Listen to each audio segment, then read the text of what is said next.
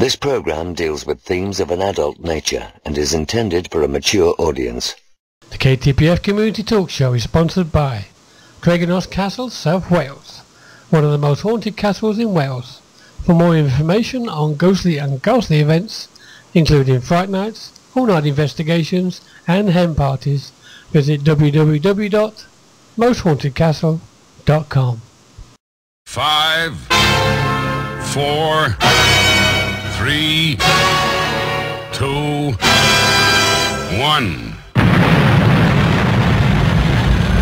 They've landed. You're in the right place.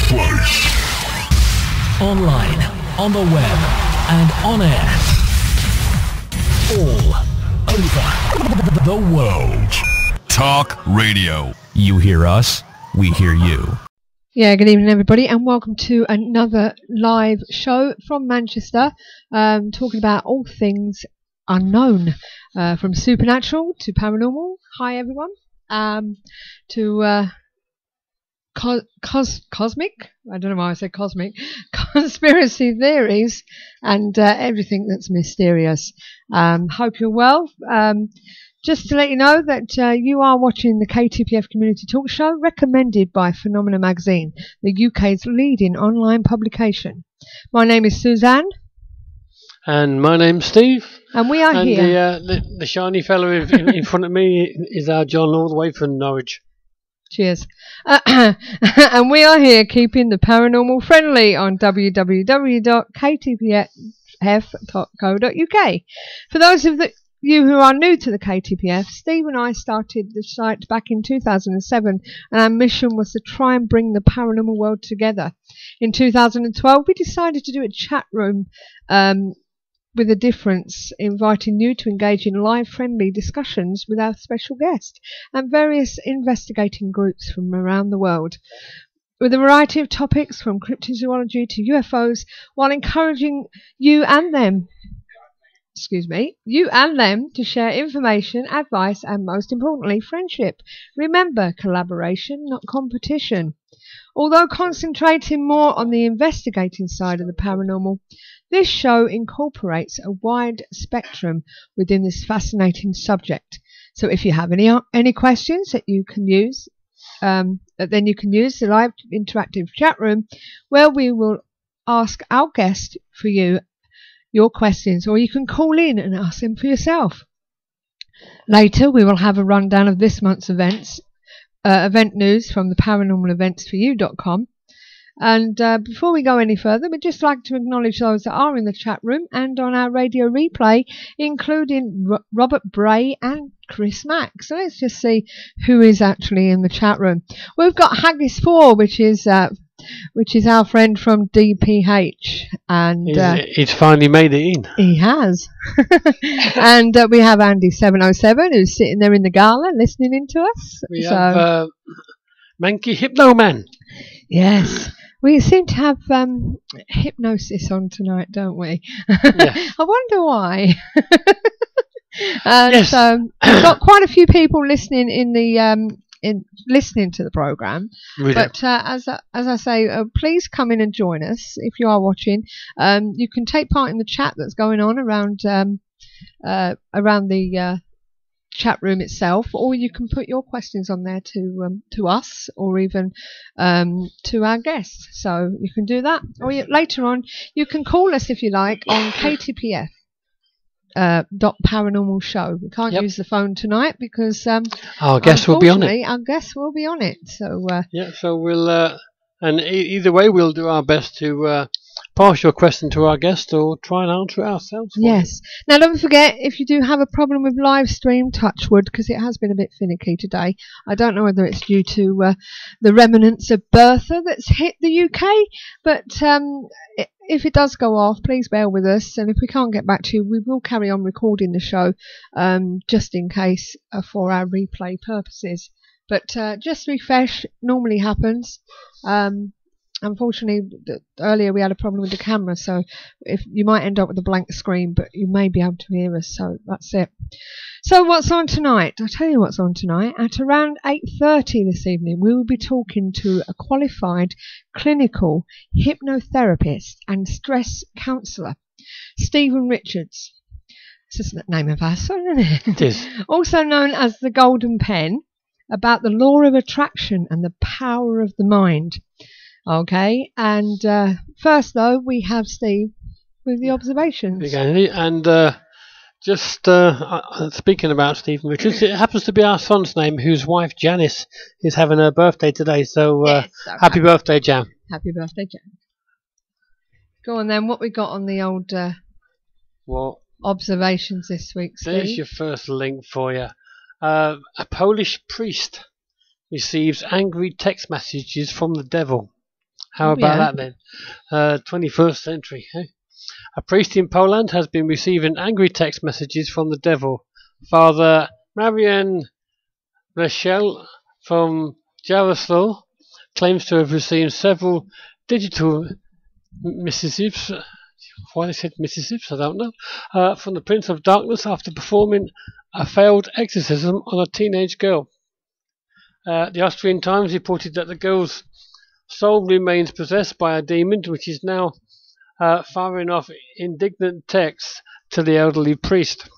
According to the Mail, Herschel said the author of these texts is an evil spirit who has possessed her soul, adding, often the owners of mobile phones are not even aware that they have been used like this. However, in this case it is clear. Herschel referred local news reporter to one of Satan's texts that read, "She will not come out of this hell, she's mine. Anyone who prays for her will die." After replying, Beelzebub responded by saying, "Shut up, preacher. You cannot save yourself, idiot, you pathetic old preacher." Clearly this young girl has been possessed and needs further help, said the priest. It is not known whether the beast also uses WhatsApp, Facebook Messenger or Twitter. Why not? Oh. Weird. What do you think about that then? That's a new one. Beelzebub is sending text messages. Really? Okay, here comes your next link. What's next? We're doing someone's being taunted by the jinn. Who? By the jinn. Who's being taunted? I will let you know in just a second. Okay. That's what it's called, dear. That's what this one's called. It's alright, I didn't quite catch the first bit. Taunted by the jinn. It says he was actually researching the jinn and stumbled upon this site.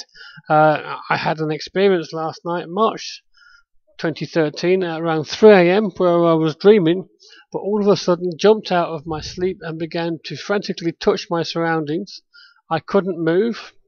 I was lying on my back, surprisingly and tired, and tried to grab whatever it was at the side of me. It was a black shadow-like creature. I tried to break loose of the bond by kicking, but couldn't move. The black creature jumped off my bed, and I turned to the side and pulled my sheet over me because I didn't know what I was dealing with. I didn't go to sleep until 5 a.m.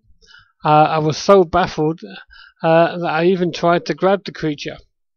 The next day, while at work, I was telling my colleague my experience when the security guard overheard and told me that what the creature was. He told me it was called a jinn, and that I need to pray. He went on to say that they normally dwell in unclean areas, especially the toilet. I told him that might explain why every time my mirror in the bathroom fogs up, there are always evidence of handprints. Mind you, my bed is situated close to my bathroom with just a door separating them. That wasn't the first time something like this has happened to me since I was small. Demons used to attack me as a child. I was terrified, but now I sometimes have to do the strength not to fear anything. Goodwill will always prevail over evil. Being at a tender age, I had the gift to sense spirits but not see them. Thank God, as I got older and got more wisdom, I know better. I don't fear anything. Sometimes, as soon as I switch off my lights to sleep, I sense whatever it is passing or might be right at the side of my bed. It's scary. Here we go with the gentleman. He thinks he's been completely pestered by the gym.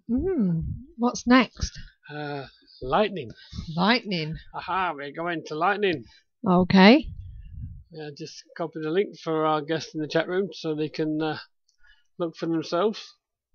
And Andy's just said that I'm putting on the on the Twitter. Evil is a matter of perspective. Very true. Find out more about that next week. Yes. Right, here we go.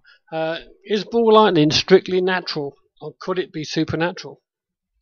When I saw my first ball lightning, reports Isaiah, it was one afternoon during a thunderstorm in 2013.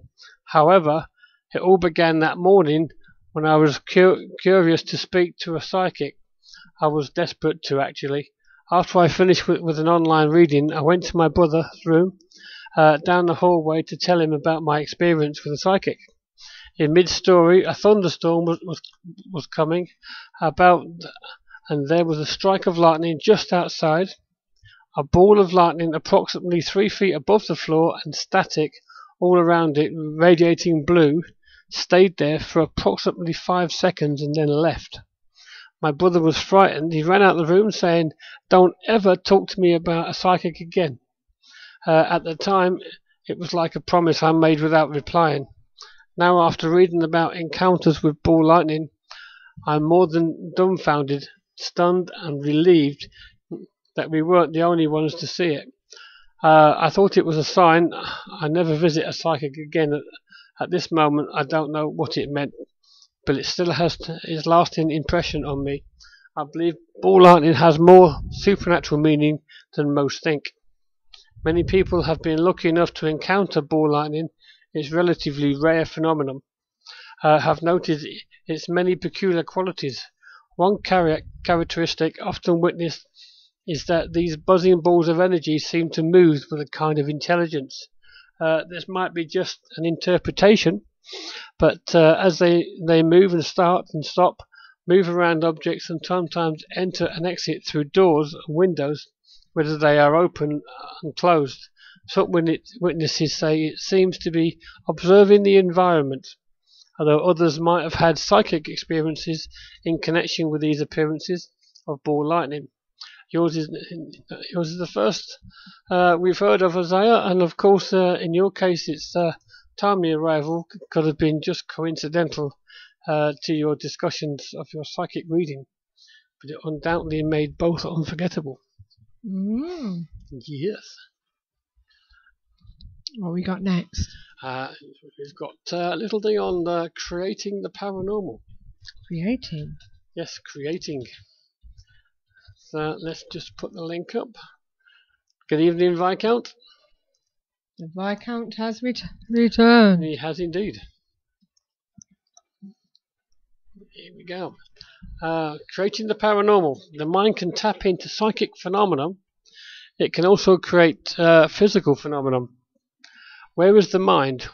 Where does the conscience reside? Is it solely a product of your brain? Our biologists would likely say yes, since the brain is the only thing the scientists can see, examine, and experiment with. If the mind is conscious, it is merely the output of the brain. However, how do we explain the extraordinary cases of fully functional people who have half a brain or very little brain matter at all?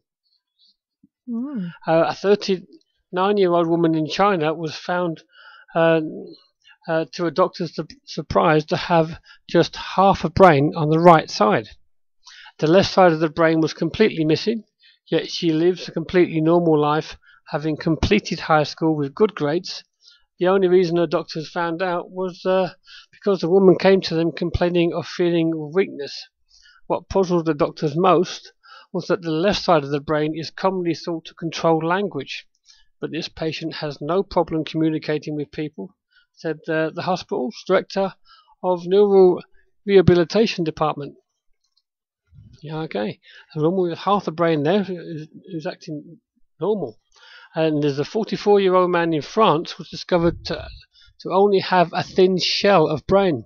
Oh, really? Most of his skull was filled with only fluid, leaving for just the slightest sheet of actual brain tissue. Here he had a below average IQ of 75, but was an otherwise normal civil service worker and a married father of 2 children. Okay. A low IQ isn't always the result of this anomaly, however. A mathematics university student in Sheffield, UK, who had an IQ of 126, had virtually no brain at all. A CAT scan revealed that the boy had less than a millimetre of cerebral tissue covering the top of his spinal column. Wow. If the brain really is the seat of function and consciousness and personality, then these people should be vegetables or at least severely disabled. Yet they are anything but. Certainly many people who are the victims of brain trauma through accidents are disabled or worse, become vegetables or die.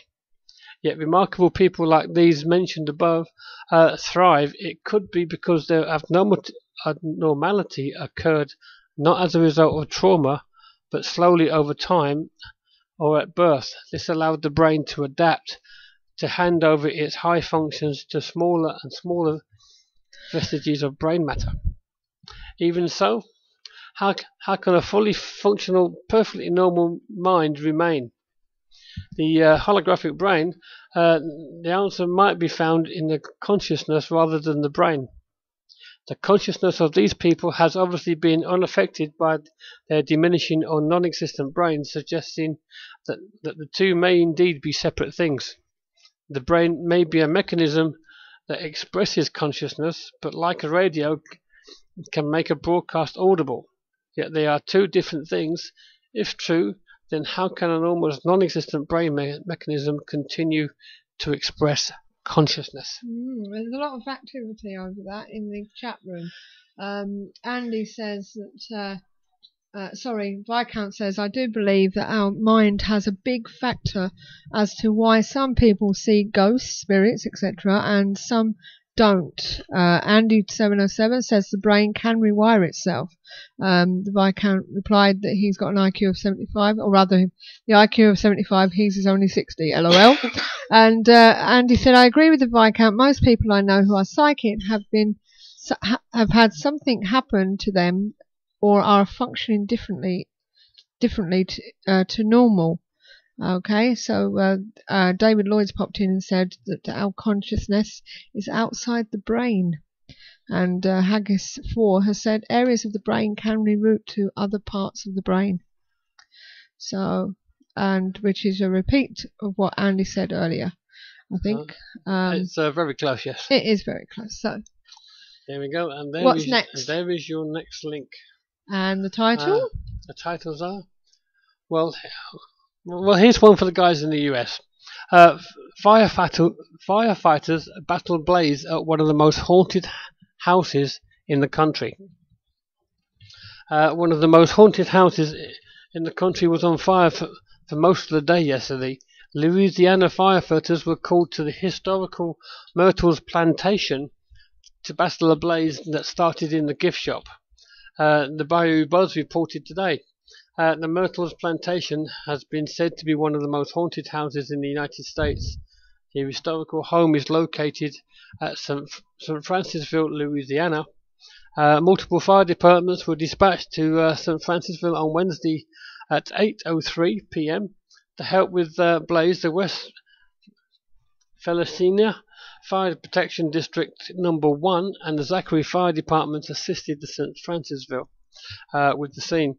The first crew arrived at 8:07 p.m. and firefighters were able to contain the fire and eventually left the scene at 12:42 a.m. The people who run the place were very, very concerned it was going to get to the house. It's probably not more than 10 feet separating them, and there is a covered breezeway that actually connects the gift shop to the house. The St. Francisville Fire Chief Thomas Robinson said in the statement. According to Robinson, the main house wasn't damaged because crews were sent in to the house with hoses to battle the fire from within. The gift shop had severe damage from smoke, fire and water.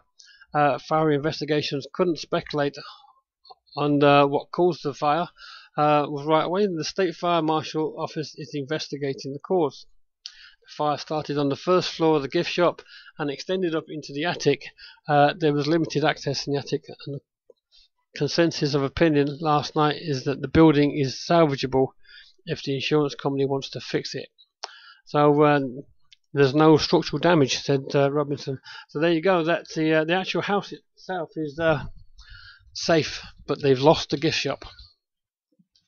One of the most haunted houses in well, not just the house, it'd be in the whole grounds. There's the plantation is supposed to be very much full of paranormal activity. That's the Myrtles Plantation. Okay, is that your last one? That's my last one. Really? Well, Yes. You whisked through them. I do beg that pudding. You did whisk through them. So let me just do you want to just go through what people have said on the chat room for a minute? Yes, go ahead. Where was we?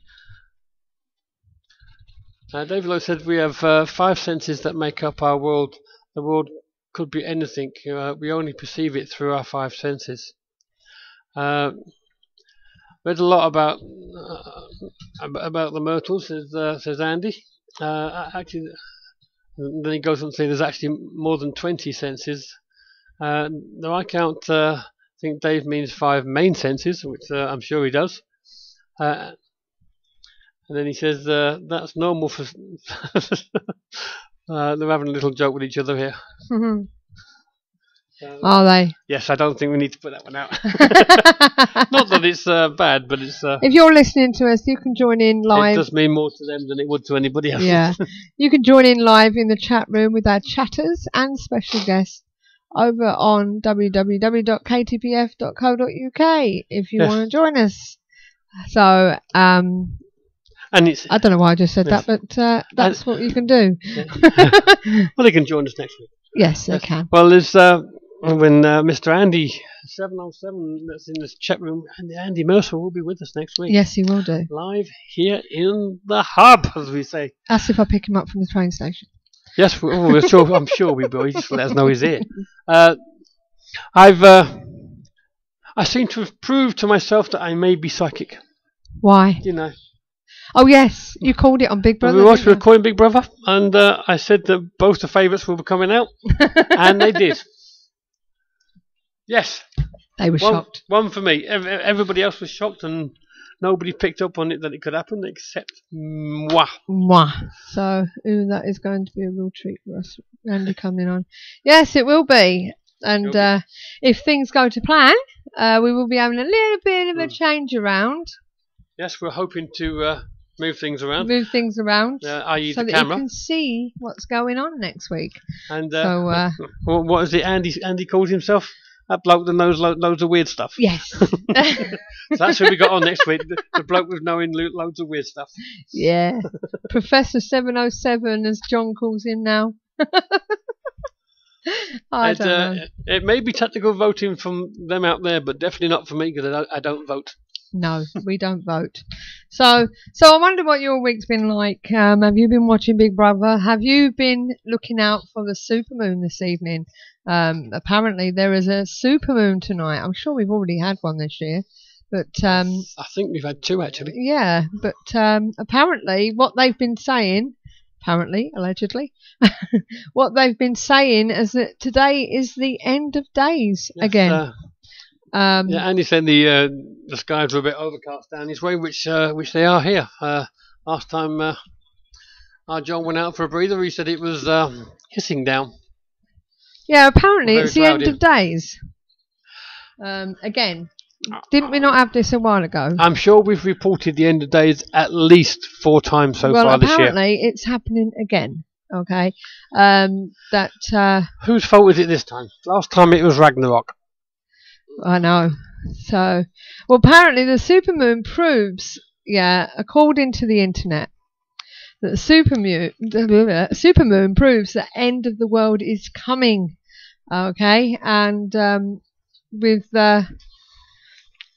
these supermoons, I don't know. I don't really take much heed with some of these things, but apparently it is upon us. There's forums about it, and and this, that and the other. And basically, tonight there's also supposed to be a meteor shower coming on, but I don't think many of us is going to see it. I think the meteor shower that we're talking about is the one that comes every it's a regular occurrence. Well, apparently, as far as this end of days thing, everyone's kicking a fuss of this supermoon, but we've got another one on the 9th of September.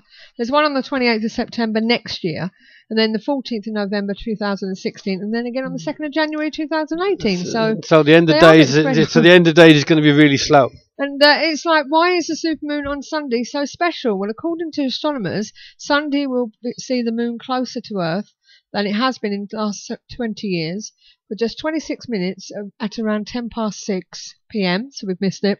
The moon will reach its full perigee stage, taking it to within 221,765 miles of Earth.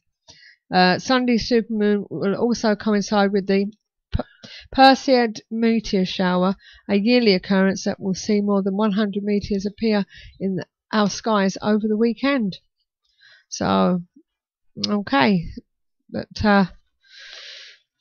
what with that and Bertha, we're doing quite well at the moment, aren't we? It sounds facetious, but it's not. But if these end of days are going to happen, I wish it would just bloody happen. I mean, how many times are they going to tell us that, yay, the world's going to end? If half of us believed what was coming, most of them would probably end up committing suicide because they didn't want to be in pain. For the ones that was remained, that would be great because it would, as they said in Dickens, decrease the surplus population, which at the moment we have plenty of. Well, according to ancient legend, some religious groups believe that it is a sign of the Judgment Day. The Bible gives terrifying warnings of impending doom signified by rare and foreboding cycles of the moon. But it's not that rare. I know, not anymore, is it? We have a supermoon quite often, and every now and again it gets that little bit closer, and then backs off again. Oh, this is it. It's because at the end of the day that the actual orbit is not round. Well, this is so at some point in its orbit, it's going to get closer to us than any other time. Unless they're saying that the supermoon is saying that it is getting closer each time, so in the end of it, it's going to just hit us. So there you go, guys. We just found where Nubra is. It's our own moon. This is it. So, well, thank you, Viscount, for welcoming Simon to the madhouse. Yes, this definitely is a madhouse. Definitely. Welcome back to the chat room, Simon BPA, and looking forward to speaking to you in a couple of weeks' time. Right. So tonight, let's get back onto tonight, shall we? Yes. Now, basically, tonight we're going to be talking about the mind. Yeah. We're going to talk about attraction and the law, but not in them orders. and not necessarily attraction. Right. Now, could it be the universe, right, has a dominant effect in everybody's life? And if so, can you, if you know how to approach it or ask for things, then can the universe deliver? Sounds a bit far-fetched, doesn't it? I don't know about the delivering bit, but it definitely has an effect on everybody's life. I mean, just look at the moon and what it does to our oceans and stuff. Yes. I mean, obviously that's... And they say lunatics, so that gets affected by the moon. It does. It's even the police report lots more incidents on a full moon. Yes, and well, as I say, it sounds a bit far-fetched to actually call on the universe for this sort of thing, don't you think so?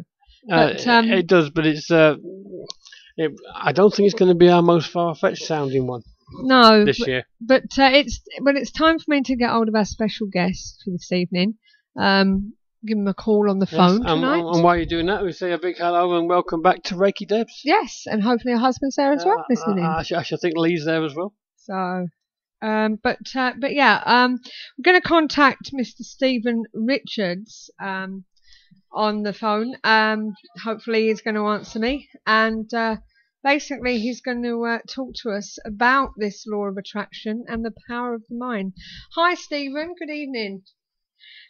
I'm just going to put you on hands-free so you're live on the on the air, okay? Okay. Can you hear me okay? No problem. Thank you, brilliant. Good evening, Stephen. Okay, well, ladies and gentlemen, I'd like to introduce you to Stephen Richards. Now, Stephen, you're into this law of attraction, cosmic ordering stuff. Can you just tell us what it's all about? You know, what is cosmic ordering? Well, it's basically the practice of the law of attraction. I think a lot of people over the years have mistakenly believed that law of attraction is the be-all and end-all of it, and sadly they've got themselves up the wrong tree. The law of attraction is the theory, and the practical side of that is cosmic ordering, where you actually manifest what you want. Mm-hmm. Simple as that. And it can be done, you say?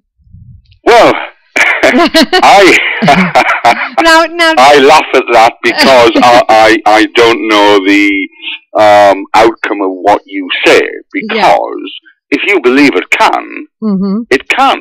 Right. If you believe it can't, then it can't. You know, it's not for me to in any way try and influence your thought form, because that's dominance. And of course, one of the mainstays of cosmic ordering is you empower people. You do not dominate them, and that's what I do. I empower. Yeah. Now you've put this to the test, haven't you? Really. Now, you know, your story tells us that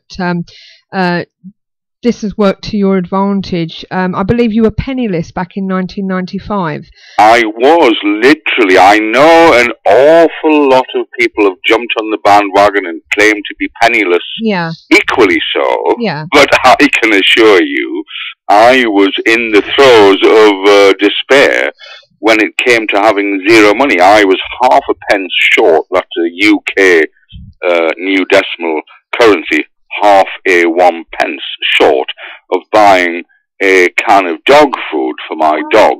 Yeah. I had to borrow that.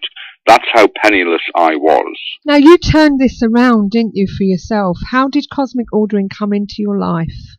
Accidentally, as these things do. However, I'm always a great believer that things happen for a reason. Everything happens for a purpose. And I was there out and about. Long story short, I came into contact with this very small Persian guy, who I later found out was one of the Shah of Iran's bodyguards. Yeah. And he didn't speak a great deal of English. Accidentally, he believed I was able to change the oil filter on his car.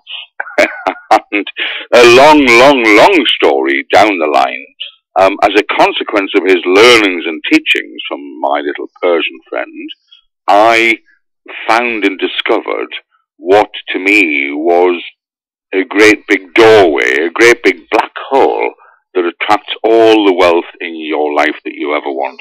Yeah. And as I say, you managed to turn this around, and now you're one of only you're one of only 2 masters trainers of cosmic ordering. Master trainer cosmic ordering practitioners in the world, one of only 2, and one of only probably 20 in the world who also are able to influence external things outside of the forces of your own domicile, your own world, if you like. Yeah. And now, Stephen, I've got very low self-esteem, I'll admit to that.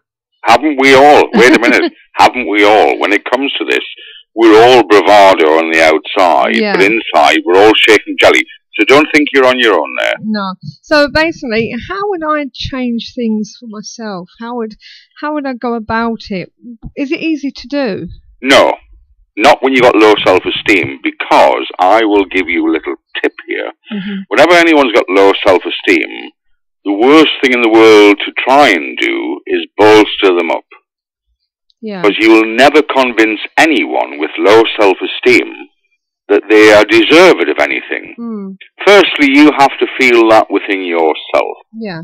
You have to start and enjoy life, relax more, and have fun practicing the techniques. Don't put all of your stock into it and become obsessive. Yeah. Just allow yourself to become, ideally in a little world where you feel comfortable. Don't allow yourself to be cajoled and pushed by anyone. That's the first thing. Stand up for yourself. I mean, don't get me wrong, I'm not promoting greed or hedonism here.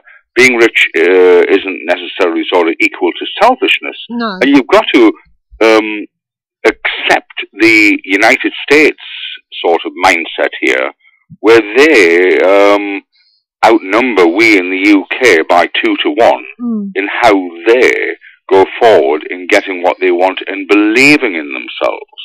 So it's very easy to believe you've got the fullest intent inside, and then suddenly you've got this low self-esteem and self-limiting beliefs and all these blocks that come to you, and you think, well, I'll just get on with my everyday life. Well, if you accept that, then that is what you will always have, what you've always had in the past. Yeah. But forget the past. What I'm saying is, start on a new slate.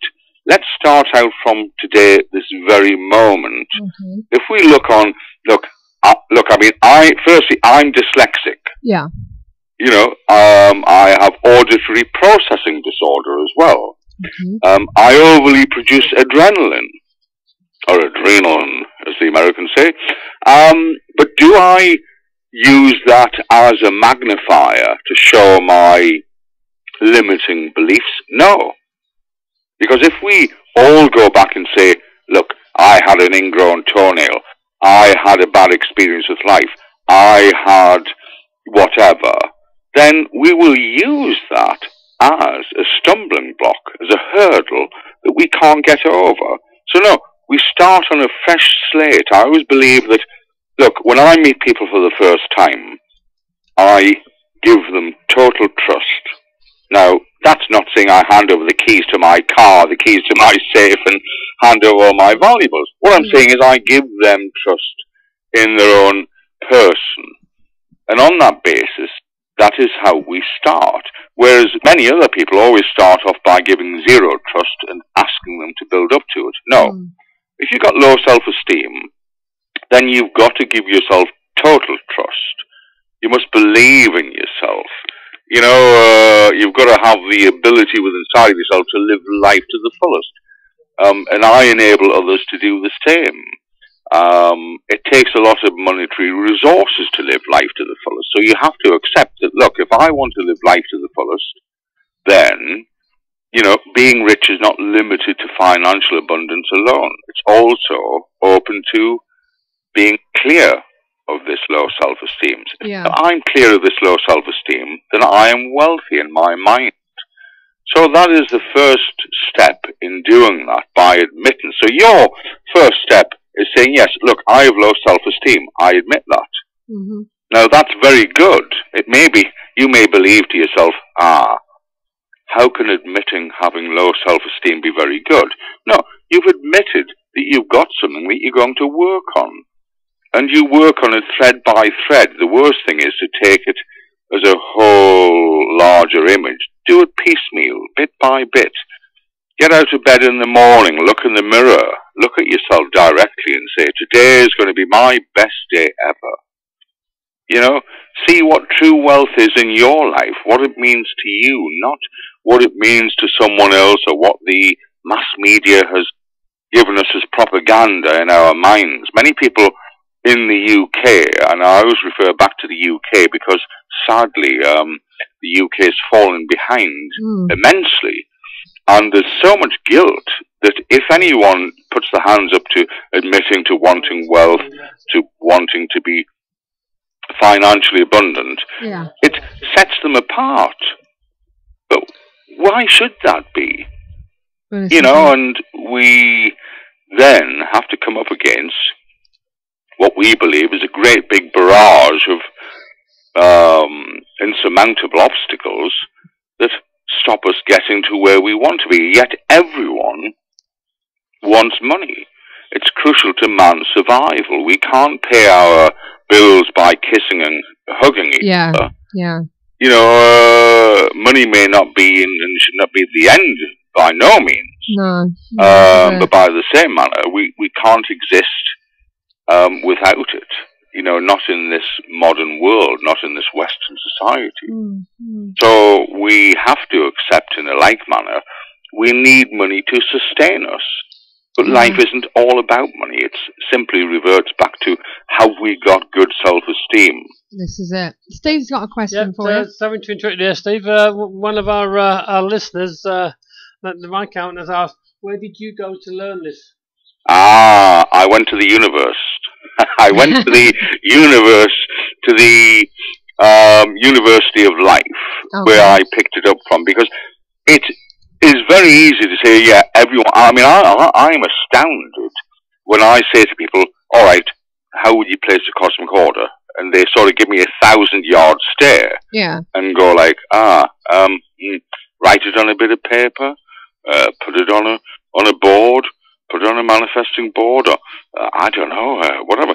You know, they haven't really got any idea, and I just accept it as being normal. So I have picked it up on not an ad hoc basis, not as ad needed. It just came to me and I hate to use this word because it rather sounds like I'm giving a religious sermon. It came to me in a moment of epiphany, an epiphanic moment where I was looking up at the stars. I was out in a very dark night. All the learnings I tried to pick up on from never manifested themselves. I was very angry within myself that nothing came about for me. My life didn't change overnight like I expected it to. And this one moment, it just sort of went like a flash. Something hit me seemingly on the back of the head. I sort of went, wow, what is this? And just seemed to know it all. Now, that may be rather dangerous in this day and age where witchcraft hasn't been really outlawed, to admit that. And I could be put down as a witch or having some sort of, you know, idyllic moment that came about in my mind. But to be honest, it wasn't in my mind. It just happened for me, and I just grasped it and knew it from that point onwards. And how did you feel with this as well? How did you feel when you realised everything was turning for you? I must admit, I was very greedy. Right. I was very greedy. It was as if, though, that to me, I mean, true wealth now, there are varying points of view when it comes to true wealth, but it's undeniable that money plays a very vital role in our society. And that's what it did for me. I was mesmerized by the dollar, by the euro, by the pound, by the yen, by any type of currency. And I just simply had greed.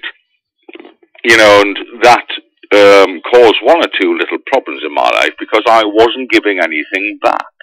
I measured wealth by wads of cash and the freedom to buy what I wanted. And that's how many people understand it now. Yeah. Then, you know, they only see one side of the coin. But that is how I started out. And being rich now, though, is having more freedom of time. Remember, time is the only thing we really can't buy. Love, of course, as well, but certainly time is one of the things we can't buy. And it's immeasurable in terms of its value, but I never valued that. No. I mean, suppose I gave a native of a poor country a choice between buying a designer mink coat worth, I don't know, $50,000, you know, and I could say, look, here, have it for $100. And then give them the choice of having several sacks of rice worth $1,000. Yeah. You know, what would they pick? You know, you've got to look at that, and they'd pick the rice. So we all pick the things we value to be important to us at the time. And to me, I had the myth of wealth in my head, the myth that I'd, you know, want a sudden windfall, I'd suddenly have money, I'd want to devour money, I'd lack the experience of handling money. You know, and being rich to me really was something I ought to do. You know, Yeah. have wealth in terms of money. So I totally had a wrong concept of that. So yes, although it suddenly came to me and I had a mindset that was fantastically powerful, I simply monopolized the opportunity of creating cash. And how wrong I got it, but there you are. Well, some people are mentioning about The Secret in the chat room, and they're saying that is this more than The Secret? So I don't know whether you know anything about that. The Secret basically is the theory, chatting about the law of attraction, the theory of cosmic ordering. Right. And quite rightly, The Secret is, there is no secret. It's simply a lot of people who come together who have expanded on the theory, you know, that if you think it hard enough, it can happen fast enough. Yeah. Simply as that. It's no different than chatting with an old lady at a bus stop and she says, well, when I was 18 and I accidentally stumbled on this and I then married a guy and then we started a business and then we made some money and then we had a great time and then we had so much wealth. I mean, what difference is that to someone like Joe Vitale saying on The Secret how he made it? It's no different. Yeah. So, you know, I've totally debunked the whole myth where you need to have this Joe Vitale outlook, you know, on life. No, you don't. You simply create your own opportunities. Yeah. You know, I mean, the pattern, you know, to attract wealth and riches is very easy. You know, riches can come knocking on your door and chase you wherever you go if you decide to give more in life. It's as simple as that. Yeah. Simple as that. Yeah, Steve, Hanky Hypno Man has asked for can you give some practical advice, please? But correct me if I'm wrong. Isn't it just positive thinking and not asking for more than you can actually handle? Well, how much can you actually handle? Because there we hit the self-limiting belief, and that's one of my 15 steps of working towards cosmic ordering.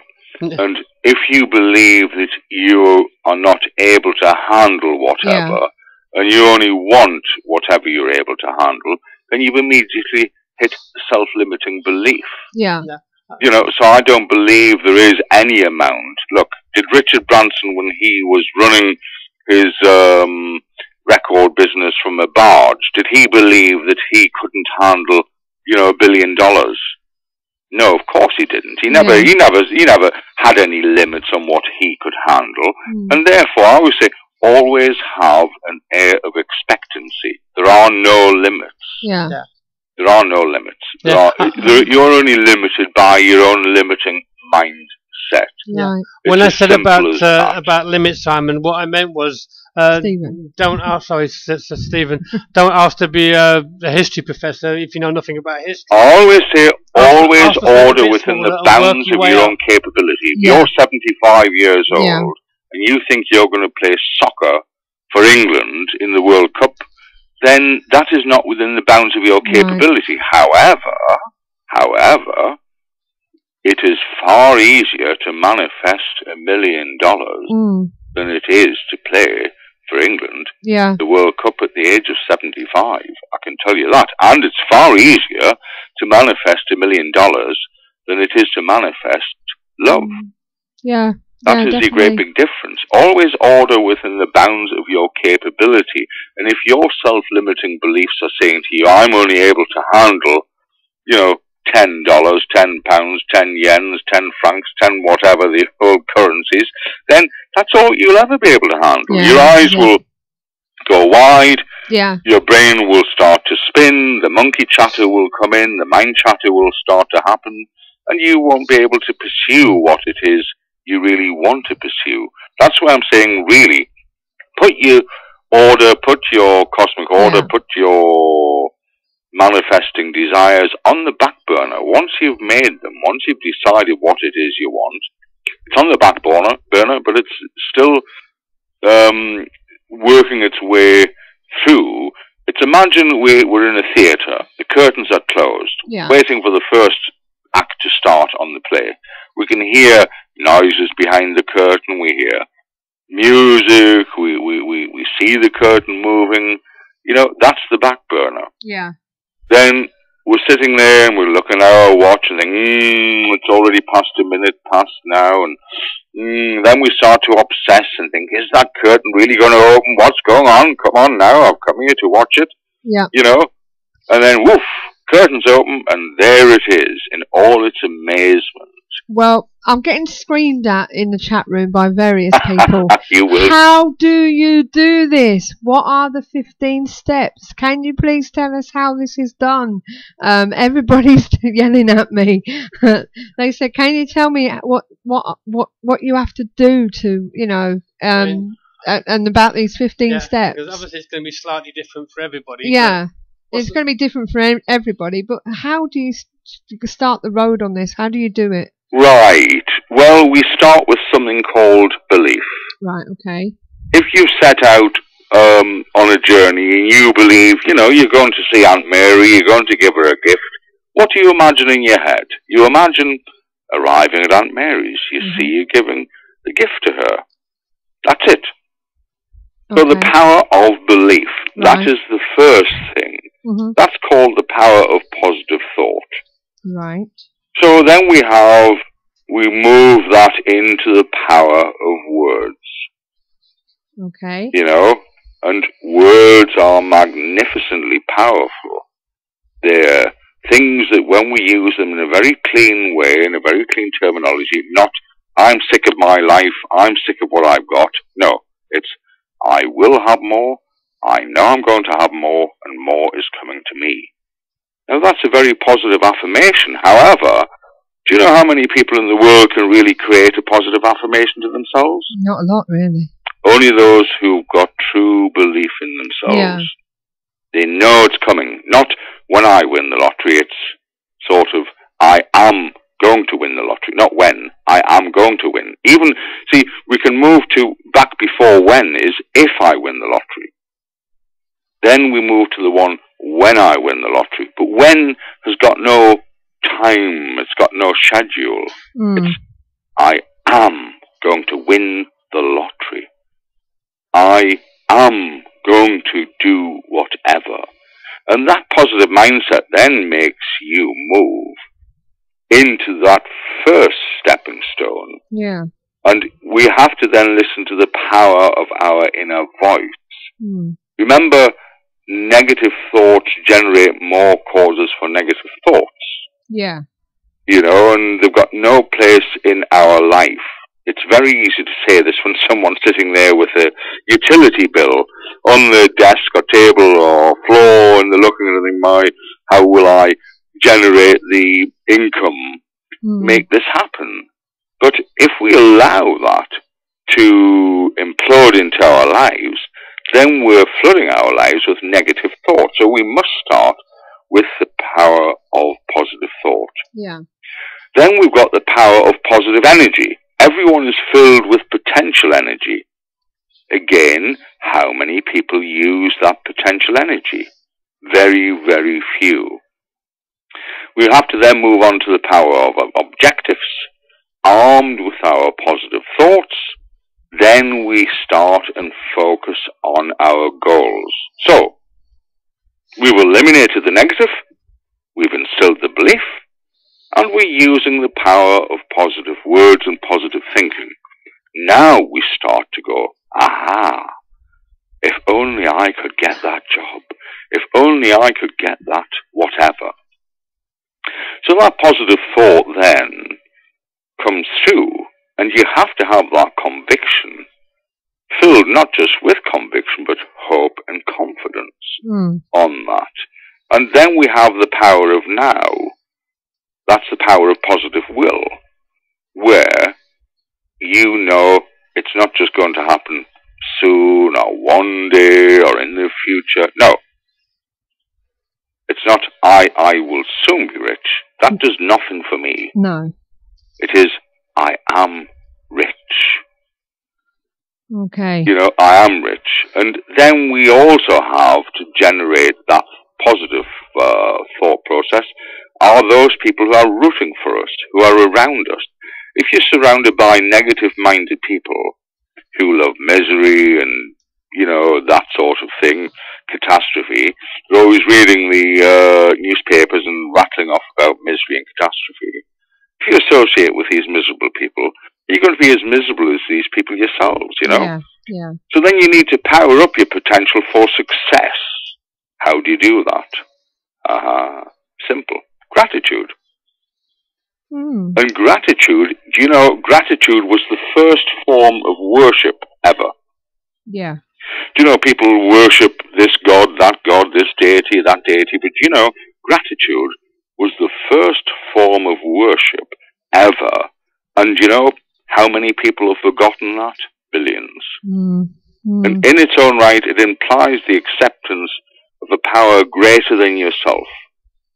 So, you know, that gratitude is connecting to a higher source. It's an acknowledgement that we cannot do everything, but we can secure something from that. We're giving gratitude, the ability to express genuine gratitude for the help given when it's needed most. And that gift or boon that's come into our lives for whatever reason, how many people actually get something given, or they come onto a windfall and they just basically throw it against the wall and they give no gratitude for that.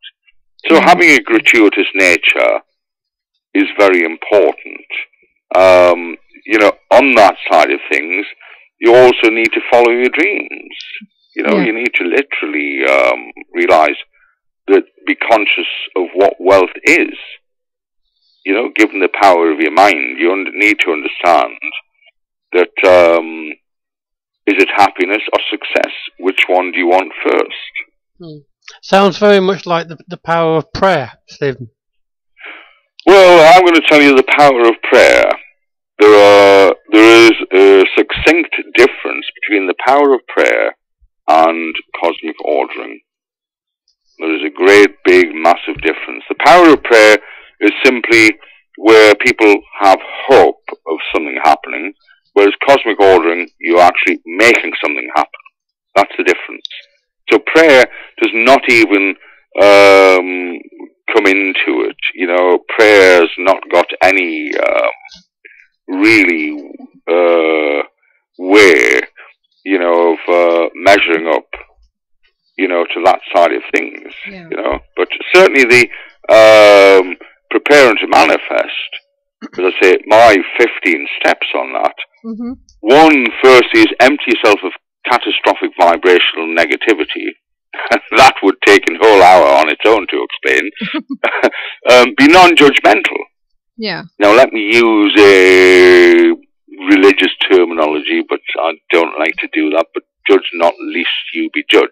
Only focus on what you want, not what you don't want.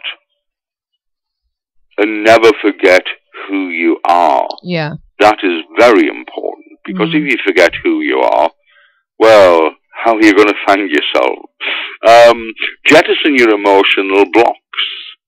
Now, emotional blocks come in many, many guises. I'm not here to tell people what they are. They're for them to determine themselves. Don't allow negative emotion to give you a negative belief either. And, as in the roar of the lion, be fearless.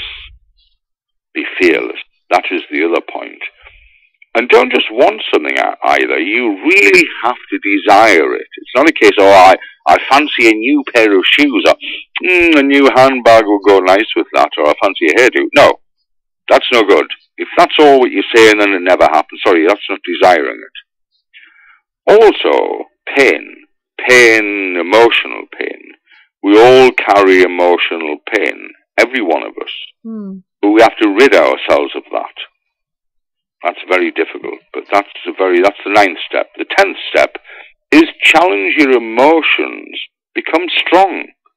Don't just accept your emotions. Don't just accept, oh, I'm never going to do it. Oh, I've got low self-esteem. No, challenge it. Put yourself in a position where you're challenging it and try something new every day. Number 11, try again. Never give up. Never give up. Nil desperandum. Where's a will, there's a way. 12. Protect yourself from negative-minded people. That's very challenging, especially in this day and age. Oh, yeah. Now, here's a one that really, it bores me silly, but remove chakra hooks that others embed into you. We have psychic vampires, you know, the people who are always pulling you down, moaning onto you, or throwing the negativity onto you. But it's a long process. That remove chakra hooks is a subject in itself, so I wouldn't really dwell too long on that. However, I do say to many people who are trying to manifest, when did you last clear out your chakras? When did you last balance them? And they look at me again with another 1,000-yard stare and go, what, eh? I go, okay. So 14, use clean language when placing your orders. Cosmic orders, that is. Yeah. Clean language. Clean language doesn't entail any negativity. There's no negative nothings in clean language. And then, that's when you're just about ready to start manifesting. That's step 15. That's your own step. You know, it's rather like the Macabre meditation, you know, the 18th breath is your own breath. Yeah. And here we are in manifesting. The 15th step is your own step, you know, and it's up to you where you go from there. Well, we've got Ghost Rider 2873 in the hub, as well as on the chat room, and he's asking, are the 15 steps similar to the 12 steps of recovery? Well, firstly, emptying yourself of catastrophic vibrational negativity, again, is emptying yourself of self-doubt, disbelief, that's what, it basically is. I mean, look, I could give you 7 steps, I could give you 20 steps, or I give you 1,000 steps, but remember, as in the 12 steps of recovery, which step is first? Number 1. Yeah. So yes, I agree with that. So basically, number 1 is more is as important as number 15. Number 1 is look. When I go to the gym every day, you know the hardest part for me is going out that front door. Yeah. It's not walking into the gym. No. It's walking out that front, walking into the gym. I walk in there like a lion. Yeah. Full of bravado and everything. But walking out that front door, it's sort of like, is anything left I need to do? Is I gonna do this? How about could I pop here? Could I pop there? But once I'm out that front door and heading there, so that's the first step. Yeah. Okay. Well, we're going to take a short break, Stephen. So we'll be back with you in a couple of minutes. No problem. The Paranormal Intelligence Gathering Services Ghost Store is a one-stop shop for all of your ghost hunting gadgetry needs. Run by ghost hunters for ghost hunters, the shop is filled with all of the latest in investigation equipment, shipped in from all around the world, from high-quality digital dictaphones to EMF pumps, infrared illuminators to laser grid pens, CCTV equipment to data loggers. All of our equipment has already been imported, so you can buy it safe in the knowledge that there will be no hidden costs. And with our postage promise, you'll never pay more than the actual postage price. So visit www.the-pigs.co.uk/ghost store. Yeah, welcome back to the KTPF Community Talk Show, live on air on the internet at www.ktpf.co.uk. Now, cosmic ordering is a fascinating subject, and we are talking to Stephen Richards, who says anyone can embark on a journey to change their life with this mind power technique. Now, this is right, isn't it, Stephen? You say this, don't you? Sorry, I've just got back from running an urgent message myself. Oh, that's okay. I was just saying, you're Stephen Richards, just letting everyone know who you are in case they've just joined us. And you do say that anyone can do this, can't you? Anyone can change their life with the power of the mind. Well, just about. However, those who are on certain medications, or say social anxiety or any other sort of disorder, then that makes a slight difference on that. But certainly, generally, across the board, yes. Right. And children are specifically more able to do this than we adults. Right. That takes me back to a question that I saw earlier that was put down by Ghostwriter. If somebody has depression, anxiety, panic attacks and has had counselling and it has not helped, what would you suggest next to try? Would you need to overcome this before you decided to try the law of attraction or cosmic ordering? Absolutely not. I, as a former counsellor, as a former clinical hypnotherapist, as a former British Association of Counsellors therapist in many, many different genres, strengths, including sort of disaster counselling and that sort of thing, can certainly say the people who mainly had more setbacks in their lives are likely more to achieve it. Really? Because they're looking back and saying, well, hang on, I got over that, I got through that, and here I still am, and now I'm able to go forward on that. So once we move people, and I'm a great believer in Groverian therapy, which is we take people back to called T-1, which is the second before the trauma happened in their life. Yeah. And then we have a little bridge we go over, and then we take them to T+1. That's the second after trauma took place. And that's an open-eyed therapy that I use, but it's actually putting them into an hypnotic trance. Or I used to use when I practiced that. I'm no longer a therapist. So I believe that we're able to clear all of these frozen personas, and I always say that they are epistemological metaphors. And what that means is that they're in sacred vessels. So everyone's tragedy is in a sacred vessel. Everyone's. And we have a number of frozen personas from childhood. Even pre-birth, we have frozen personas that come into our lives. And some people can have, the modern thing is called timeline therapy. But timeline therapy is so old. No disrespect to Richard Bandler with NLP and whatever. I do think they do a fantastic job, but I was practicing all of that years before even that came around. So certainly that sort of thing, timeline therapy, works fantastically well. And once you've got someone through that trauma, once you've got them to the other side, it's surprising that how an agoraphobic stuck in the house for 16 years can suddenly be jumping on a bus within 2 minutes, of you giving them the right words and encouragement. And that's what it's all about, self-belief again. So yes, anyone who is in that genre of our own sort of, we tend to put a ring fence around it, don't we? We ring fence. People say, if you're disabled, you get a free parking place, and if you're this, you get a whatever, and if you're whatever, you're this. But if you're able-bodied, you get nothing. Yeah, well, this is it. That's what they say, you get nothing if you're able-bodied. So, I always say that those people who believe they've got disabilities are far more advantaged than those who haven't. So I'm a great believer in that, yes, they're more able, once you've been through trauma in your life, you've come out of that end far stronger. Now, if you're doing your cosmic ordering, is there a time scale, or is it a case of it happens when it happens? No, absolutely not. No. You want it when you want it. That's the time you're working towards. Look, it's pointless saying within 10 years I want to be a whatever. Yeah. No, the great thing about cosmic ordering is you can be impatient. And it doesn't matter. It's good for you. Being impatient is very good. And also, being very self-centered. You must be self-centered. And that is one of the great hang-ups of the UK that they're not able to work on. A lot of we in the UK are not able to work on getting and ditching our hang-ups about being first.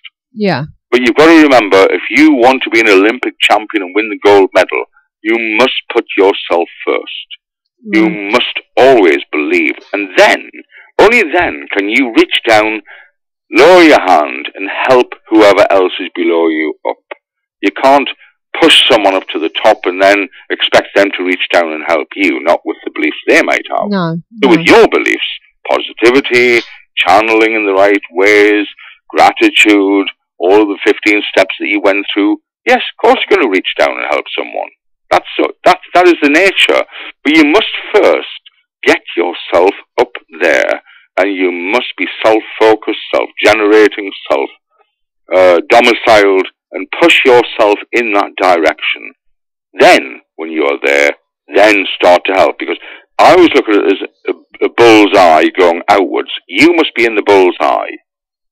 You must have all those around you that you can help. But if you're in the bullseye, then you can help, but not from the outside of the board. Right. Now, back in 2009, a famous celebrity, Mr. Noel Edmonds, started talking about cosmic ordering, and he made an app for iPhone users. Yeah. To harness the powerful force of the cosmos, and he wears a symbol on his hand. What's with the symbols? Do you use symbols drawn on your hands? Well, those symbols are sigils. Yeah. And the sigil is again probably a half-hour radio show on its own. But basically, a sigil is derived from words, and you know what you want. You take certain letters out, then you create a little fancy little symbol. But he simply had a cloud undrawn on the side of his hand, you know, and that to him symbolized what he wanted. Maybe he wanted clouds on that day. Maybe he wanted clouds to be removed from his life. You know, to him, that's what it meant. And maybe it was a lot of the clouds were a lot of the letter C, and made it cloud, you know. What could that be? We don't know. But that's personal to him. But certainly sigilization, I use that in a number of ways, varying from simply using a sigil to create a cosmic order, to having a sigil there for a standing desire that could happen. You know, sometimes there's a great big difference between what you know will happen and what could happen. Because remember, within a 6-month period, your whole mindset will change. If you look at what you wanted 6 months ago, it's certainly not what you wanted now. You know?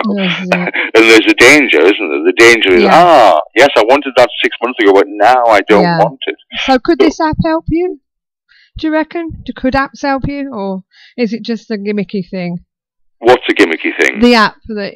Oh, no. Look, I'm a great believer that all transmissions of desires are done in electronic format. Yeah. We send out a vibrational output.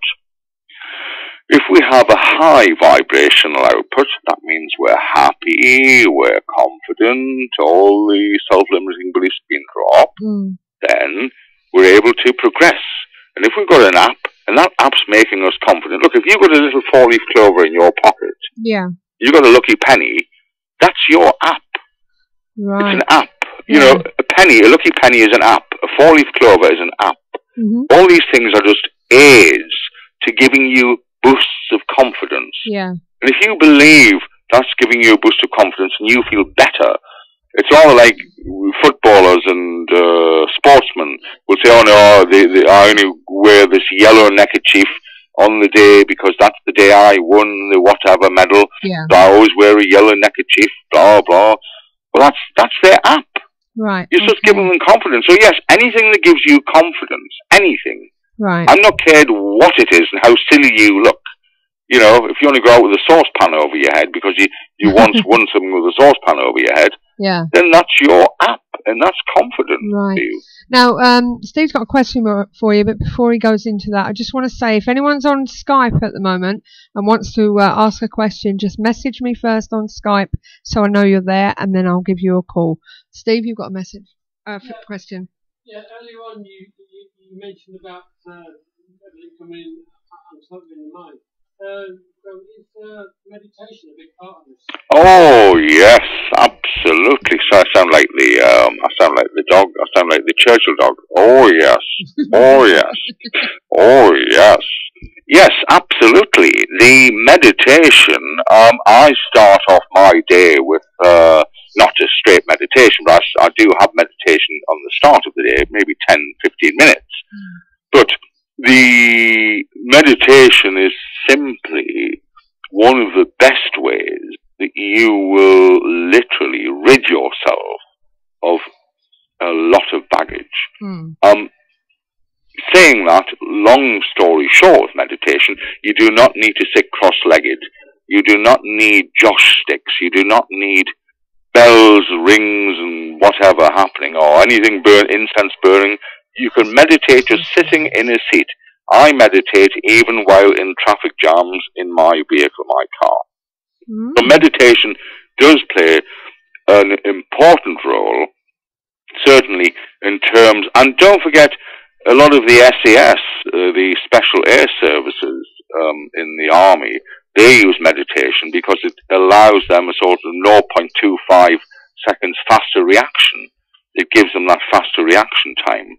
So meditation hasn't just been used by the East. It's been used by the West in the Army even. So yes, there's a lot to be said for meditation. There you go, Steve. A lot to be said. Now, just to clarify, you do courses on this, don't you? What does the course consist of? I have, yeah, I've run lots of numerous courses. The one is actually a half-day meditation. That's a separate one. I also run a beginner's course. That's a sort of a 8-hour full-day course. That consists of basically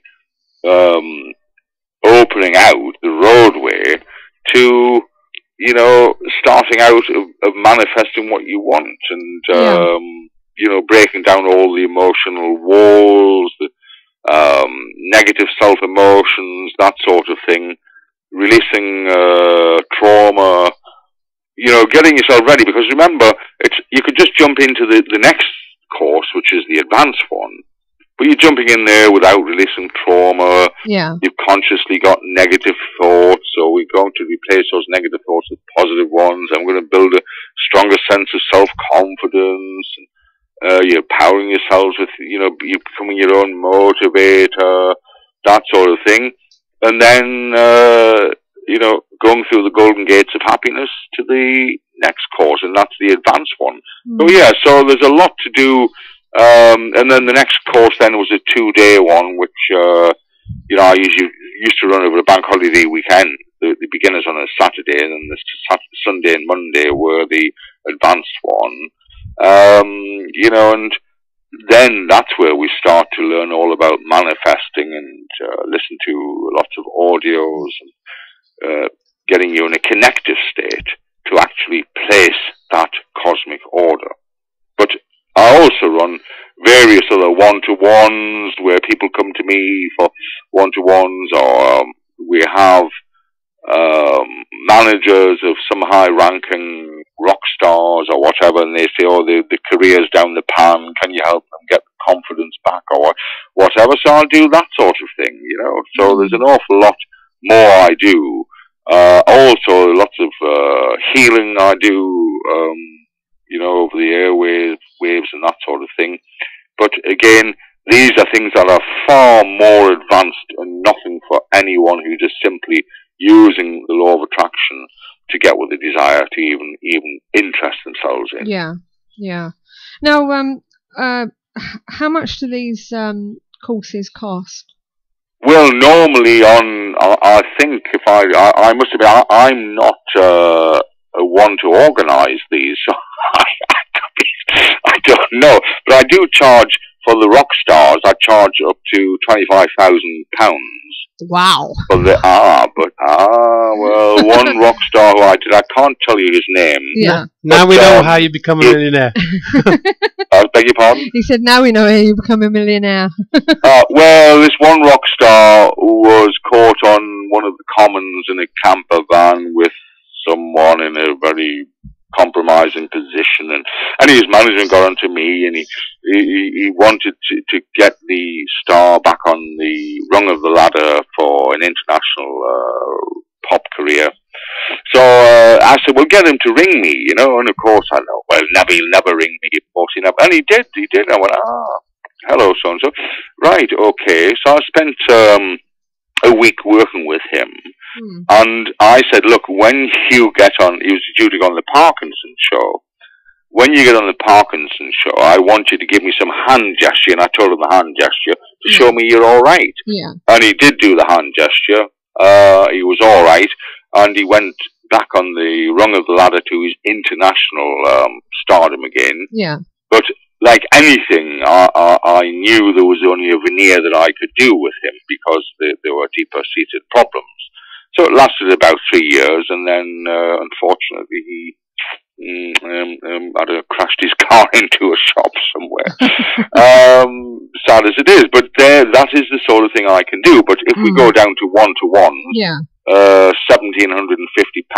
is what I charge for a full day. Yeah. But you get a 100-page questionnaire before you even get to me, and then you're taken through timeline therapy to clear you out before you even get to me.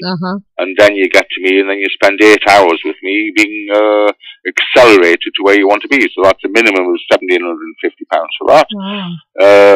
Courses, I'm not sure on the cost of courses. You'd have to check on wealth-angels.com to find out that, because I don't actually start the courses, run the courses, or take monies in for the courses. I know many people believe that I do.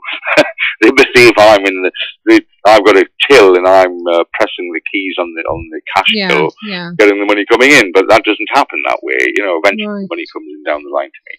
But obviously, from what you've been telling us, we can do it ourselves, can't we? If we meditate, do the meditation, and think about what we want in our meditation, and do it on a lower level sort of thing, taking a step at a time. And just don't take no for an answer. And don't take no for an answer. Does that sound about right? Well, do you know how many times you've said the word no to you from the age of 0 to 16? Yes. Too many times. Too many times. 250,000 times, that is an estimate. Wow. 250,000 times you've had the word no said to you. Yeah. I reprogram minds where they say yes. Look, I could even say to you, will you take your clothes off for me?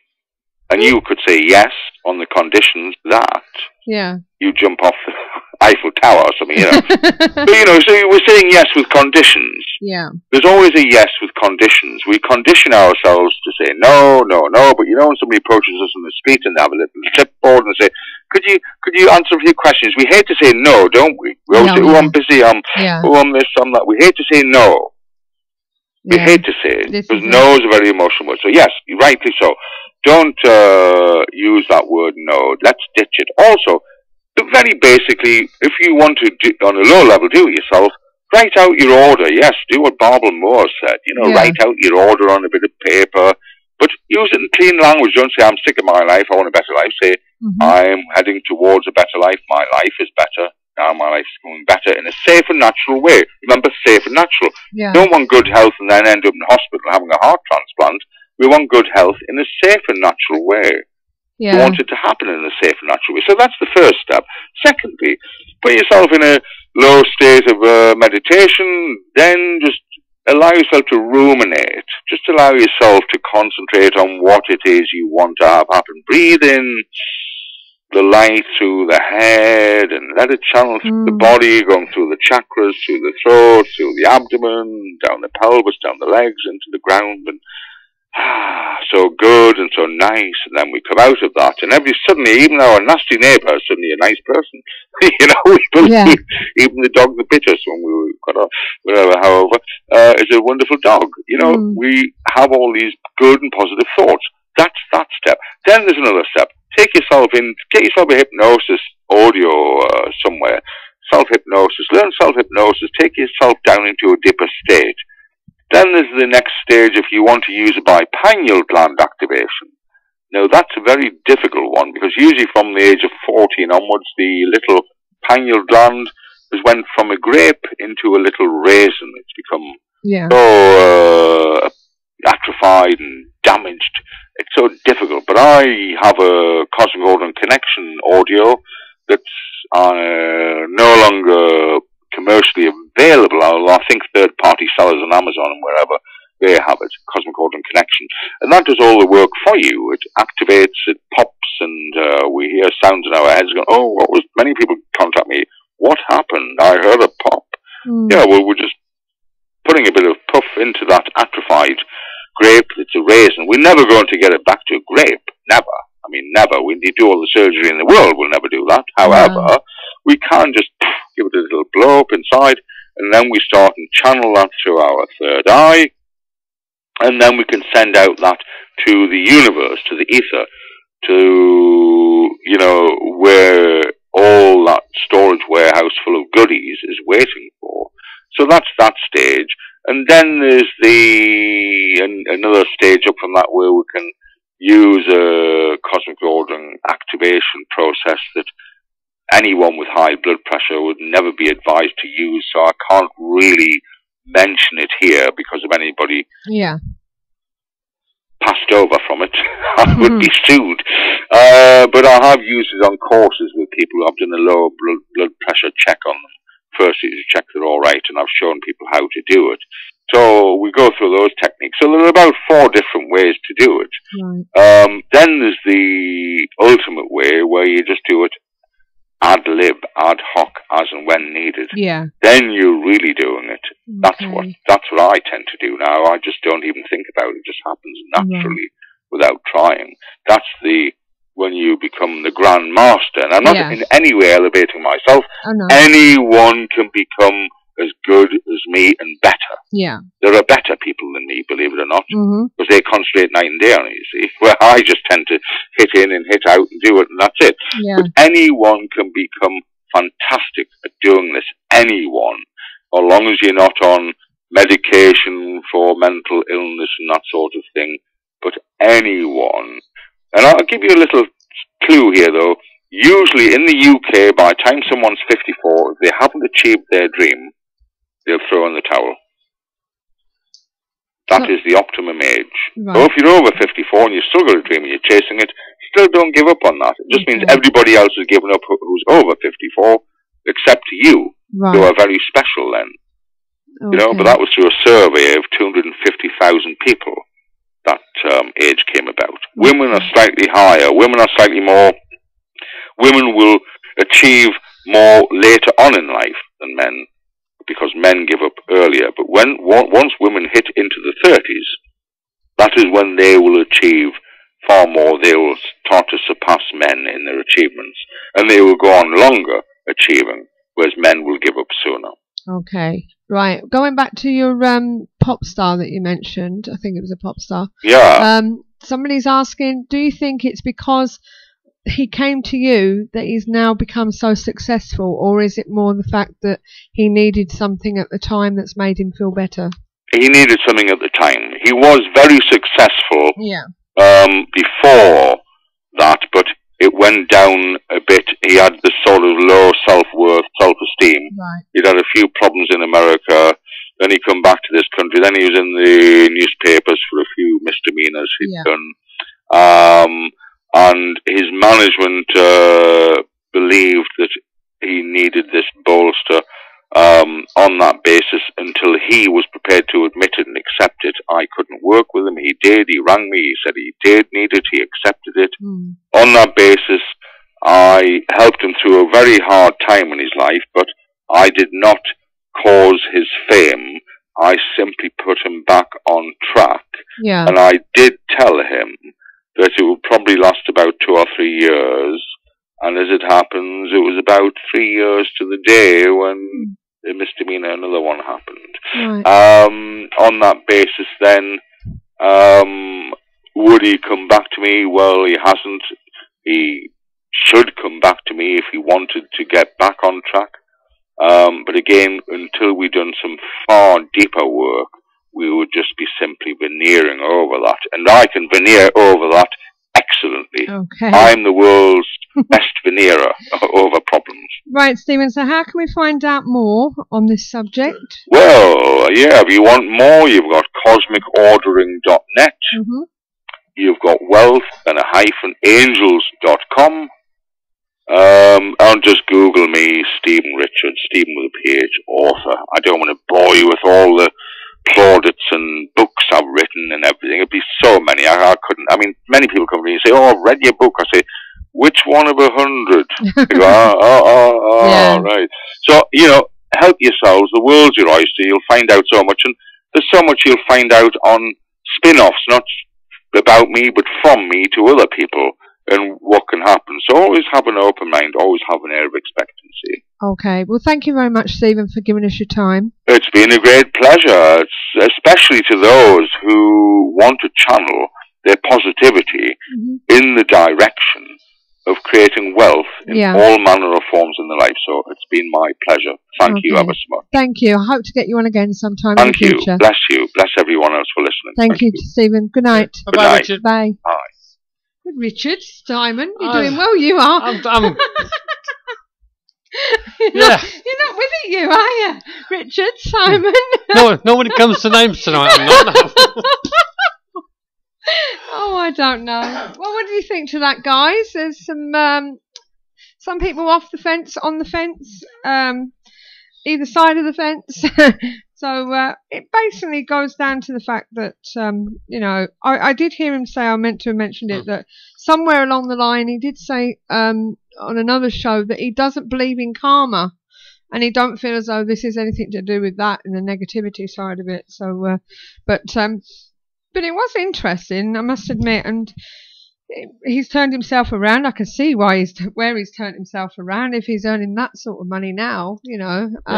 But yes, I do agree, Reiki Debs. There was too much about the money side of it, the wealth side of it. So, the guy was penniless. He's a great salesman. Yeah, but as I say, he was penniless in 1995, and now he's got all the money you can dream of by the sounds of it. And the plaudits as well. Yeah, I mean, it basically, to me, he just got positive. Yeah. Well, this is it. I want this. I'm going to go out and get it. Well, we're going to come back to this in a moment. Let's just get the events out the way. We'll see you after these words. Okay. Remind me to turn this back on, please. Fed up of wading through the activities and events that other advertisers include?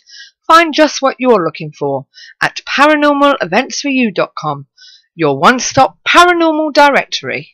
Well, first of all, we've got them ghost walks that are going on in and around the country. In Blackpool, now until the 26th of October, you can join Haunted Blackpool author and founder of Supernatural Events, Stephen Mercer, on a Blackpool ghost walk this summer, and he will take you to some of the most famous and of course most haunted locations, where you will hear tales of unearthly events to make you question everything you thought you believed in.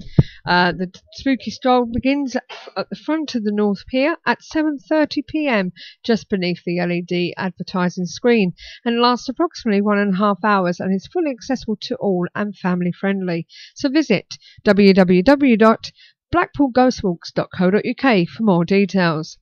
Neil Arnold is conducting ghost walks within the Medway towns. All new Bluebell Hill ghost walks, where the facts are far stranger than fiction. For a number of years there have been rumours that a ghostly bride-to-be haunts the dark roads around the village of Bluebell Hill. Local legend states that the woman of a victim of a car crash in the 1960s can be seen on certain nights of the year hitching a lift from passing motorists, but this is not the case. The fact about Bluebell Hill's high level of strangeness is far weirder than any local story or newspaper article. There is more to Bluebell Hill than meets the eye, with sightings of several different ghosts, mysterious stones, and reports of prowling cats. This tour will have you reaching for your torch. The walk begins outside the Lower Bell Public House on the Chatham Road. Suitable footwear, clothing and a torch is advised, as some parts of the route can be muddy and pitch black. There is no wheelchair access. The author of many books for the Haunted series, including Haunted Rochester, this is where Neil's second ghost walk is being held, on the last Sunday of every month from 7:30 to 9:30 p.m.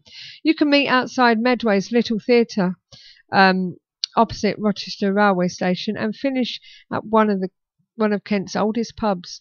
Those wishing to book these walks, or if you have a group of 5 or more and would like to organise a private ghost walk of Haunted Rochester, then get in touch either by emailing neil.arnold@live.com or phone 0785 160 2853 to arrange your walks. Ghost Walks of the Lane. The lanes in Brighton, its most celebrated quarter, yet beneath its convivial veneer darker forces are at work. Join actor and master storyteller Rob Marks as the eccentric Silas the Ghostwalker, or his fellow Ghostwalkers Jasper and Ebenezer for a 70-minute walk around Brighton's famous lanes, visiting 8 haunted sites. For more information on prices, etc., visit www.ghostwalkbrighton.co.uk. Now, on the 23rd of August, Skirrid Inn, as seen on TV's Most Haunted, this location has everything you need for a fantastic paranormal night. It ranks regular as a must-do location amongst ghost hunters. Glasses were mysteriously sent flying at the Skirrid Mountain Inn when a former landlady attempted to sell the pub. With a history as rich and bloody as this location, be prepared for anything and everything. This event includes a 2-course fish and chip supper, so book today at www.personalparanormal.co.uk. On the 25th of August, Club Zero's paranormal meeting, held every month at the Lady Bridge Club, Meadwell Road, Cheadle, Stockport. You can join Club Zero for another evening of paranormal intrigue where you can review and book investigations. Also, there will be tarot readings by Suzanne Lilly, the occasional guest speakers, and much more, including a free door raffle. You can join them and immerse yourself in the world of the paranormal. For more details, visit www.clubzeroparanormal.co.uk. 30th of August, the David Livingstone Centre, Blantyre in South Lanarkshire. Lanarkshire Paranormal are returning to this amazing place to raise money for the building. This location was the birthplace of David Livingstone. Now a museum, his spirit is said to be roaming within the walls. Full of artifacts and creepy mannequins, this active location will definitely be a memorable night. To book a ticket for this event, then visit www.lanarkshireparanormal.co.uk. Now, on the 30th and 31st of August, Jewelstone Events presents Matlock Bath Mind, Body and Spirit Weekends at the Grand Pavilion in Matlock Bath. There'll be Reiki healing, bamboo massage, mediums, tarot card readers, arts and craft, pagan Gothic gifts and jewellery, and lots more, including Suzanne Lilly's Intuitive Tarot. Free entry, open from 10 a.m. to 5 p.m. For more information and booking stalls at her events, please contact Jules on 07854 725 846 or email jewelstone45@yahoo.co.uk. Do you fancy an evening of mediumship with one of the country's most well-known and respected mediums? Derek Akora's 2014 Enlightenment Tour continues in the UK and can be seen at a venue near you. Find out more at www.derekakora.com. See Britain's clairvoyant and medium from London and best known as Living TV's street psychic, Tony Stockwell, live on tour. For more information, visit Tony's website at www.tonystockwell.com and click events.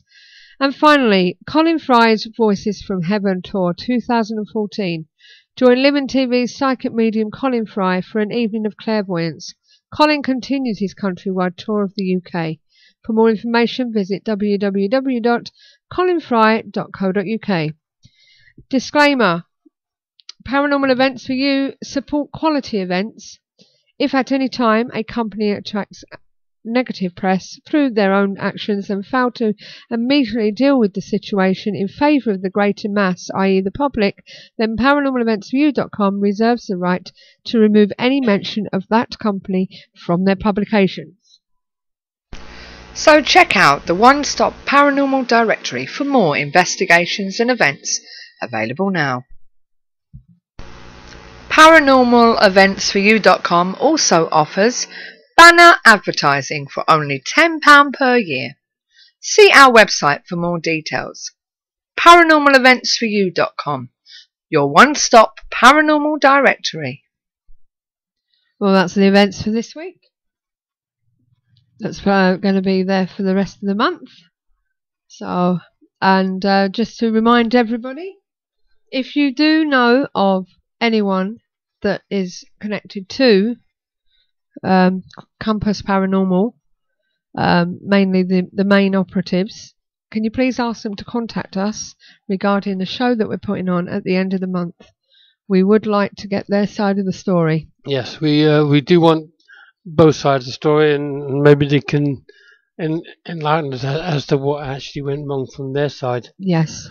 For those of you who don't know, on the 31st of August, we are going to be talking to a few people, and it will be a good show. When I say a good show, there'd be no defamation of character as such, but the entire title of the show is actually The Compass Saga, and the subtitle is what it's like when things go wrong within the paranormal industry.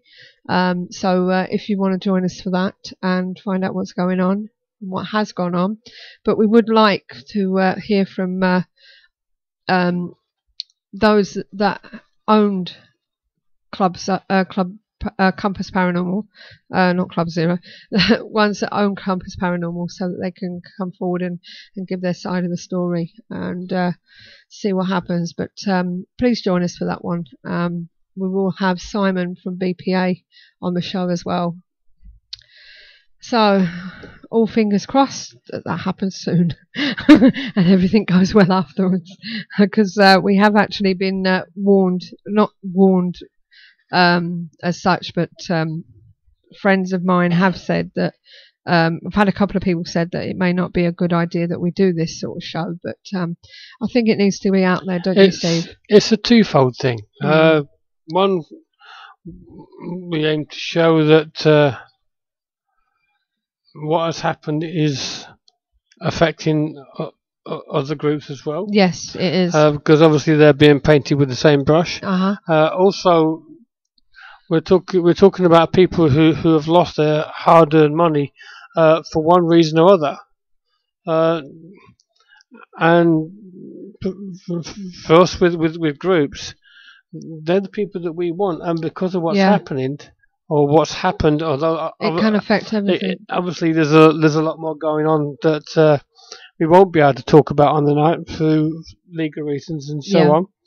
But this all affects everybody. Well, this is it, and not just the guys at Compass that have caused this through one reason or other, but also other groups, other venues, and it spreads a long way. Yeah, and as Andy 707 is, which is why we need to address the situation.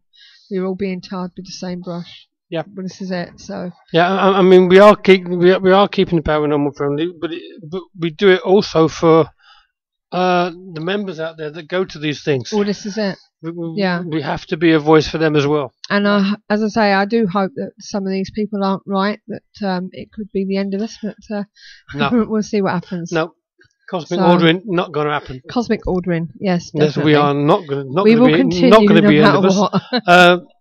No, but obviously we would like both sides of the story. Yes, so if there is anybody out there listening to this that knows the people that own Compass Paranormal from September last year, please, please, please get in contact with us if you want to give us your side of the story. So, like Viscount said, it's correct. You are the voice for the like-minded people. Well, this is it. We try to be. Thank you, Simon. He's just said we won't let this happen. You have our support. So thank you very much for that. So yes, we do have some really good support from the guys in the chat room. And yes, we do. And on the night, which is brilliant, which is what we want mainly, because obviously the more people in there, the more questions we can get through. And but we also have a big following on the YouTube. Precisely, yeah. And that's great. Yeah. And we also have quite a few followers on the old Twitter. Yes, we do. So you can ask questions on Twitter, people. So what is the Twitter address, mine love? It's she says it's twitter.com/KTPF community. We are there for you to ask just us so questions. glad I found it. So we're getting used to this. I'll be honest with this Twitter feed thing. So thank you, Mr. Viscount. I'd like to thank the Viscount for being my eyes and on the Twitter feed as well. So I really appreciate it. We are getting used to all this technology. Yes. Yes. I keep looking over and going Twitter. She goes, oh yes. So, but back to tonight's show.